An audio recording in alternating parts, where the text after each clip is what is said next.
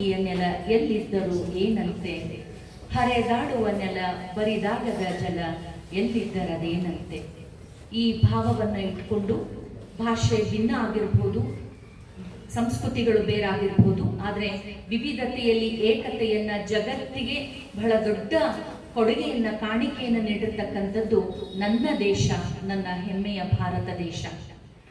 ಸ್ವಾತಂತ್ರ್ಯ ಸಂಗ್ರಾಮದ ಈ ಕಾರ್ಯಕ್ರಮದ ನಿಮಿತ್ತವಾಗಿ ಕರ್ನಾಟಕ ಸಾಹಿತ್ಯ ಅಕಾಡೆಮಿ ಚಕೋರ ಸಾಹಿತ್ಯ ವಿಚಾರ ವೇದಿಕೆ ಅಂತ ಹೇಳಿ ಒಂದು ವೇದಿಕೆ ಮುಖಾಂತರವಾಗಿ ರಾಜ್ಯದ ಎಲ್ಲಾ ಜಿಲ್ಲೆಗಳಲ್ಲಿ, ಎಲ್ಲಾ ಹಳ್ಳಿಗಳಲ್ಲಿ, ಎಲ್ಲ ಕಾಲೇಜುಗಳಲ್ಲಿ ಹಾಗೂ ಎಲ್ಲ ಸಾಹಿತ್ಯದ ವೇದಿಕೆಗಳಲ್ಲಿ ಸಾಹಿತ್ಯ ಜನಸಾಮಾನ್ಯರನ್ನ ತಲುಪಬೇಕು ಅನ್ನುವ ಒಂದು ಉದ್ದೇಶ ಇಟ್ಕೊಂಡು ಪ್ರಾರಂಭವಾಗಿರೋದು ಈ ಚಕೋರ ಸಾಹಿತ್ಯ ವಿಚಾರ ವೇದಿಕೆ. ಈ ಮುಖಾಂತರ ನಿಜಕ್ಕೂ ಕೂಡ ನನಗೆ ಬಹಳ ಅಭಿಮಾನ ಇವತ್ತು. ಯಾಕೆ ಅಂತಂದ್ರೆ ಉಪನ್ಯಾಸವನ್ನ ನೀಡಲಿಕ್ಕೆ ನಮ್ಗೆ ಇವತ್ತು ಆಗಮಿಸಿರ್ತಕ್ಕಂಥವ್ರು ಬೆಳಗಾವಿಯಲ್ಲಿ ಚಿತ್ತೂರಿನ ತಹಶೀಲ್ದಾರ್ ಆಗಿ ರಿಟೈರ್ಡ್ ಆದವರು. ಅದಕ್ಕಿಂತ ಬಹಳ ಮುಖ್ಯ, ಚೆನ್ನಮ್ಮನ ಬಗ್ಗೆ ಹಲವಾರು ಕೃತಿಗಳನ್ನು ಬರೆದವರು. ನನಗೆ ಬಹಳ ಮುಖ್ಯವಾಗಿರೋದು ಏನು ಅಂತಂದ್ರೆ ಮಹಿಳಾ ಕಾಲೇಜಿನ ಈ ವಿದ್ಯಾರ್ಥಿನಿಯರಿಗೆ ಕಿತ್ತೂರು ಚೆನ್ನಮ್ಮಾಜಿಯ ಬಗೆಗೆ ಒಂದಿಷ್ಟು ಉಪನ್ಯಾಸಗಳನ್ನ ಅವರಿಗೆ ತಲುಪಿಸ್ಬೇಕು ಅನ್ನೋದು. ಆ ಮಾತುಗಳು ನಿಮ್ಮ ಬದುಕಿಗೆ ಸ್ಫೂರ್ತಿಯಾಗಬೇಕು. 2 ಶತಮಾನಗಳು ಕಳೆದೋಯ್ತು. ಕಿತ್ತೂರು ಹೋರಾಟ ನಡೆದು 1824ರಿಂದ 2024ಕ್ಕೆ 200 ವರ್ಷಗಳು ದಾಟಿ ಹೋದ್ರು. 1824 ನಂತರ 1924ರಲ್ಲಿ ಬೆಳಗಾವಿಯಲ್ಲಿ ಮೊಟ್ಟ ಮೊದಲ ಕಾಂಗ್ರೆಸ್ ಅಧಿವೇಶನ ನಡೆದು ಸ್ವಾತಂತ್ರ್ಯ ಹೋರಾಟದ ಬಹಳ ದೊಡ್ಡ ಒಂದು ತೀರ್ಮಾನ ತೆಗೆದುಕೊಳ್ತಕ್ಕಂಥ ವೇದಿಕೆಯಾಗಿ ಬೆಳಗಾವಿ ಬಳಕೆಯಾಗಿ 100 ವರ್ಷಗಳು ಮುಗಿತು 2024ಕ್ಕೆ. ಈ 2 ಬಹು ಮಹತ್ವವಾಗಿರ್ತಕ್ಕಂಥ ವಿಚಾರಗಳನ್ನು ಇಟ್ಟುಕೊಂಡು ಮಹಿಳಾ ಕಾಲೇಜಿನಲ್ಲಿ ನಾವು ವಿದ್ಯಾರ್ಥಿನಿಯರಿಗಾಗಿ ಸ್ವಾತಂತ್ರ್ಯ ಸಂಗ್ರಾಮದಲ್ಲಿ ಬೆಳಗಾವಿ ಜಿಲ್ಲೆ ಮತ್ತು ಕಿತ್ತೂರಿನ ವೀರರಾಣಿ ಚೆನ್ನಮ್ಮ ಕುರಿತಾಗಿ ಇವತ್ತು ಮಾನ್ಯ ಯರು ಪಾಟೀಲ್ ಸರ್ ಅವರು ಉಪನ್ಯಾಸವನ್ನು ನೀಡಲಿದ್ದಾರೆ. ಬಹಳ ಮುಖ್ಯವಾಗಿರ್ತಕ್ಕಂಥ ಈ ಅಕಾಡೆಮಿಯ ಈ ಯೋಜನೆ ಕುರಿತಾಗಿ ಹೇಳೋದ್ರ ಜೊತೆಗೆ ವೇದಿಕೆ ಮೇಲೆ ಆಸೀನರಾಗಿರ್ತಕ್ಕಂಥ ನಿಮ್ಮ ಪ್ರಾಚಾರ್ಯ ಆಗಿರ್ತಕ್ಕಂಥ ಪಾಟೀಲ್ ಸರ್ ಅವರು ನಮಗೆ ಬಹಳ ಇದನ್ನ ಸಹಾಯ ಸಹಕಾರಗಳನ್ನು ನೀಡಿದ್ರು, ಎಲ್ಲ ಅನುಕೂಲಗಳನ್ನು ಮಾಡಿಕೊಟ್ರು. ಮತ್ತೆ ನನ್ನ ಪ್ರೀತಿಯ ಗೆಳತಿ ಸಹೋದರಿಯಾಗಿರ್ತಕ್ಕಂಥ ನನಗೆ ಗಂಗನಹಳ್ಳಿ ಮೇಡಮ್ ಅವರು, ನನ್ನ ತುಂಬಾ ಪ್ರೀತಿ ಗೆಳತಿಯವರು, ಈಗೊಂದು ಕಾರ್ಯಕ್ರಮ ಮಾಡೋದಿದೆ ಅಂತಂದಾಗ ನಮ್ಮ ವಿದ್ಯಾರ್ಥಿನಿಯರಿಗೆ ಈ ವಿಷಯ ಮುಟ್ಟಬೇಕು. ಇವತ್ತ ಜಗತ್ತು ಮತ್ತು ಭಾರತದ ಬಗ್ಗೆ ನಾವೆಲ್ಲ ತಿಳ್ಕೊಂಡಿದೀವಿ, ಓದಿದೀವಿ ಅನ್ನೋದಕ್ಕಿಂತ ಇನ್ನೂ ತಿಳ್ಕೊಳ್ಳೋದು ಬಹಳಷ್ಟಿದೆ. ಎಲ್ಲವನ್ನ ಗಮನದಲ್ಲಿಟ್ಟುಕೊಂಡು ಹಾಗೆ IPSC ಘಟಕದಿಂದ ಮಾಡೋಣ ಅಂತಂದ್ರು. ಜಯಶೀಲಾ ಮೇಡಮ್ ಅವರು ಕೂಡ ಇದಕ್ಕೆ ನಮಗೆ ಸಹಕಾರವನ್ನ ಕೊಟ್ಟರು. ದಯವಿಟ್ಟು ಅದೇ ರೀತಿ ನಮ್ಮ ಜಿಲ್ಲಾ ಸಂಚಾಲಕರಾಗಿರ್ತಕ್ಕಂಥ ನಮಗೆ ಶಿವರಾಜ್ ಅರಳಿ ಅವರು ಈ ಕಾರ್ಯಕ್ರಮವನ್ನು ಸಂಘಟಿಸಿದ್ರು. ನಂಗೆ ಇನ್ನೊಂದು ಬಹಳ ಸಂತೋಷ ಏನು ಅಂತಂದ್ರೆ ನಮ್ಮ ಬೆಳಗಾವಿನ ಹಿರಿಯ ಸಾಹಿತಿಗಳು ಬಂದ್ರು. ಇನ್ನೊಬ್ರು ಪ್ರೀತಿ ಅಕ್ಕ ಮತ್ತೆ ಕುಂದಗೋಳದ BO ಆಗಿ ಈಗ ಸದ್ಯ ನಿಮ್ಮ ಪಕ್ಕದಲ್ಲಿ ಇದೆಯಲ್ಲ B.Ed ಕಾಲೇಜ್ ಇದೆಯಲ್ಲ, ಅಲ್ಲಿ ಪ್ರೊಫೆಸರ್ ಆಗಿರ್ತಕ್ಕಂಥವ್ರು ಸದ್ಯ ಡಾಕ್ಟರ್ ವಿದ್ಯಾ ಕುಂದ್ರಿಗೆ ಅಂತ ಹೇಳಿ ಬಹಳ ದೊಡ್ಡ ಸಾಹಿತಿಗಳು, ಕವಿಯಿತ್ರಿ ಅವರು. ಹಾಗೆ ಇನ್ನೊಬ್ರು ಡಾಕ್ಟರ್ ಹೇಮಾ ಸೊನ್ನೊಳ್ಳಿ ಅವರು. ನಂಗೆ ಬಹಳ ಸಂತೋಷ ಏನು ಅಂತಂದ್ರೆ ನಮ್ಮ ಬಳಗದ ಜೊತೆಗೆ, ವಿದ್ಯಾರ್ಥಿ ಬಳಗದ ಜೊತೆಗೆ ನಮ್ಮ ಬಳಗನೂ ಇವತ್ತಿಲ್ಲಿದೆ.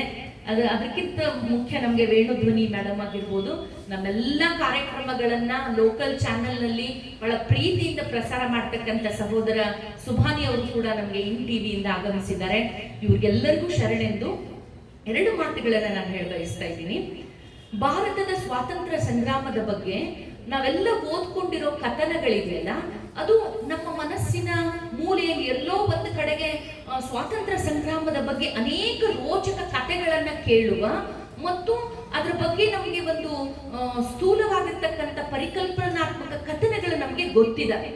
ಆದ್ರೆ ಜಾಗತೀಕರಣೋತ್ತರ ಮತ್ತು ಆಧುನಿಕೋತ್ತರ ಕಾಲಘಟ್ಟದಲ್ಲಿ ಇವತ್ತಿಗೂ ಕೂಡ ನಮಗೆ ಭಾರತದ ಸ್ವಾತಂತ್ರ್ಯ ಸಂಗ್ರಾಮ ಇದೆಯಲ್ಲ, ಅದು ತುಂಬಾ ಸುದೀರ್ಘವಾಗಿರ್ತಕ್ಕಂಥ ಹೋರಾಟ. ಜಗತ್ತಿನ ಎಲ್ಲಾ ರಾಷ್ಟ್ರಗಳು ಇಂಥ ಒಂದು ಸಂದಿಗ್ಧತೆಯನ್ನು ಎದುರಿಸಿದವು.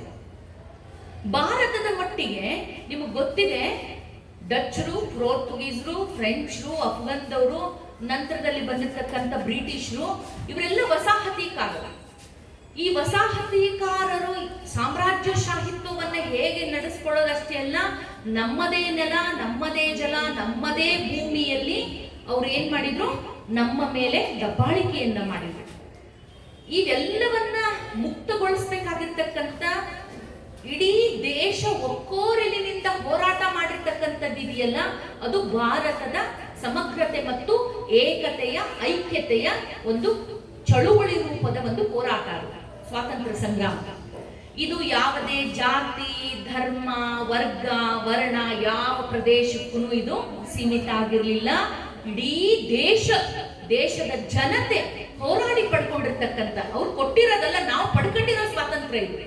ಇದು ನೆನಪಿನಲ್ಲಿ ಇಟ್ಕೊಳ್ಬೇಕು. ಈ ಕಾಲಘಟ್ಟದಲ್ಲಿ ಆಧುನಿಕತೆಯ ಬಹಳಷ್ಟು ವಿಚಾರಗಳು ನಮ್ಮ ತಲೆಯೊಳಗಿದಾವು. ಆದ್ರೆ ಇಷ್ಟು ಕಷ್ಟದಿಂದ ಪಡ್ಕೊಂಡು ಬಂದಿರತಕ್ಕಂಥ ಸ್ವಾತಂತ್ರ್ಯವನ್ನ ನಾವು ಹೇಗೆ ಉಪಯೋಗಿಸ್ಕೊಳ್ತಾ ಇದ್ದೀವಿ?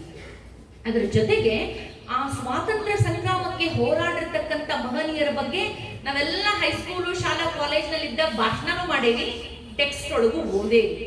ಆದ್ರೆ ಮುಖ್ಯವಾಗಿ ಇವತ್ತಿನ ವಿಚಾರ ಏನು ಅಂತಂದ್ರೆ, ಬೆಳಗಾವಿ ಜಿಲ್ಲೆ ಎಷ್ಟು ಕಾಂಟ್ರಿಬ್ಯೂಷನ್ ಇದೆ, ಬೆಳಗಾವಿ ಜಿಲ್ಲೆಯ ಕೊಡುಗೆ ಏನು ಭಾರತದ ಸ್ವಾತಂತ್ರ್ಯ ಸಂಗ್ರಾಮಕ್ಕೆ ಅಂದ್ರೆ ಬಹಳಷ್ಟು ವಿಚಾರಗಳನ್ನ ನಮ್ಗೆ ಪಾಟೀಲ್ ಅಣ್ಣವ್ರು ಹಂಚಿಕೊಳ್ಳೋರಿದ್ದಾರೆ. ಒಂದು ನಿಮ್ ಗಮನಕ್ಕೆ ತರಬೇಕು, ನಮ್ಗೆ ಉತ್ತರ ಭಾರತದ ಇತಿಹಾಸವನ್ನ ನೋಡಿದ್ರೆ ನಮ್ಗೆ ಝಾನ್ಸಿ ರಾಣಿ ಲಕ್ಷ್ಮೀಬಾಯಿಯ ಹೋರಾಟ, ಸ್ವಾತಂತ್ರ್ಯ ಸಂಗ್ರಾಮದ ಹೋರಾಟ ನಮ್ಮ ಭಾರತದ ಇತಿಹಾಸದ ಪುಟದಲ್ಲಿ ದಾಖಲಾಗಿರೋದು ಝಾನ್ಸಿ ಲಕ್ಷ್ಮೀಬಾಯಿ ಹೋರಾಟನೇ ಮೊದಲ ಸ್ವಾತಂತ್ರ್ಯ ಹೋರಾಟ ಅಂತ. ಆದ್ರೆ ಇತಿಹಾಸವನ್ನ ನಾವು ಈ ಕಾಲಘಟ್ಟದಲ್ಲಿ ನಿಂತ್ಕೊಂಡು ಅದನ್ನ ಏನಂತ ಮಾಡ್ತೇವೆ ಅಂದ್ರೆ ರಿವಿಸಿಟ್ ಅಂತ ಕರಿತೀವಿ, ಮರುದರ್ಶನ. ಒಂದೇನೋ ಓದಿರ್ತೀವಿ, ಒಂದೇನೋ ತಿಳ್ಕೊಂಡಿರ್ತೀವಿ, ನಮ್ಮ ಮನಸ್ಸು, ನಮ್ಮ ವಯಸ್ಸು ಪಕ್ವಾದಂಗ ಅದು ಚೇಂಜ್ ಆಗ್ಬೇಕಲ್ಲ, ನಮ್ಗೆ ತಿಳುವಳಿಕೆ ಬಂದಂಗ ನಮ್ಮ ಓದುಗಳೇನಾಗಬೇಕು, ವಿಸ್ತಾರ ಆಗಬೇಕು. ಹಾಗೆ ಈ ಕಳೆದ ಒಂದು 4-5 ದಶಕಗಳಿಂದ ಇತಿಹಾಸವನ್ನ ಮರುಪರಿಶೀಲನೆ, ಇದಕ್ಕೆ ಒಳಪಡಿಸಿದಾಗ ಏನಾಯ್ತು ಅಂತಂದ್ರೆ, ಝಾನ್ಸಿ ರಾಣಿ ಲಕ್ಷ್ಮೀಬಾಯಿಯ ಹೋರಾಟಕ್ಕಿಂತ 35 ವರ್ಷ ಮುಂಚೆ ಕರ್ನಾಟಕದ ಬೆಳಗಾವಿ ಜಿಲ್ಲೆಯ ವೇಣುಗ್ರಾಮ ಅಂತ ಕರೆಸ್ಕೊಳ್ತಕ್ಕಂಥ, ಅಂದ್ರೆ ಬೆಳಗಾವಿಯ ಒಂದು ಪುಟ್ಟ ಸಂಸ್ಥಾನ, ಕಿತ್ತೂರು ದೇಶಗತಿ ಅಥವಾ ಕಿತ್ತೂರು ಸಂಸ್ಥಾನದಲ್ಲಿ ವಿಧವೆಯಾಗಿರ್ತಕ್ಕಂಥ ಒಬ್ಬ ರಾಣಿ, ಯಾರು, ಕಿತ್ತೂರು ರಾಣಿ ಚೆನ್ನಮ್ಮ, ಪ್ರಬಲ ಬ್ರಿಟಿಷ್ ಒಂದು ರಾಜಸತ್ತೆಯನ್ನ ಎದುರಿಸಿರ್ತಕ್ಕಂಥ ಮೊಟ್ಟ ಮೊದಲ ಹೋರಾಟ ಅಂತಂದ್ರೆ, ಭಾರತದಲ್ಲಿ ಮೊಟ್ಟ ಮೊದಲು ಬ್ರಿಟಿಷರಿಗೆ ಎದುರಾಳಿಯಾಗಿ ನಿಂತ್ಕೊಂಡು ಅವರಿಗೆ ತ್ಯಾಖರೆಯನ್ನ ಗುಂಡು ಹೊಡೆದು ಕೊಲ್ಲುವ ಮುಖಾಂತರವಾಗಿ, ಯುದ್ಧದಲ್ಲಿ ಅಮ್ಟೂರ್ ಬಾಳಪ್ಪನವರು ಗುಂಡು ಹೊಡಿತಾರೆ, ಅದ್ರ ಮುಖಾಂತರವಾಗಿ ಮೊಟ್ಟ ಮೊದಲು ಬ್ರಿಟಿಷರಿಗೆ, ಸೂರ್ಯ ಮುಳುಗದ ಸಾಮ್ರಾಜ್ಯ ಅಂತ ಕರಿತಿದ್ರು, ಜಗತ್ತಿನ ಎಷ್ಟೋ ರಾಷ್ಟ್ರಗಳನ್ನ ಅವರು ಆಳ್ತಾ ಇದ್ರು ಆ ಸಂದರ್ಭದಲ್ಲಿ.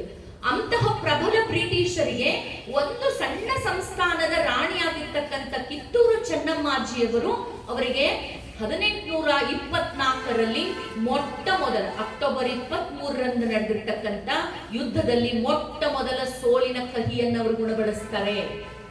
ಕಿತ್ತೂರು ಸ್ವಾತಂತ್ರ್ಯ ಸಂಗ್ರಾಮವೇ ದೇಶದ ಮೊಟ್ಟ ಮೊದಲ ಸ್ವಾತಂತ್ರ್ಯ ಸಂಗ್ರಾಮದಲ್ಲಿ ಬ್ರಿಟಿಷರಿಗೆ ಸೋಲಾಗಿದ್ದು, ಇದು ಇತಿಹಾಸ. ನಂತರದ ಎರಡನೇ ಬಂಡಾಯ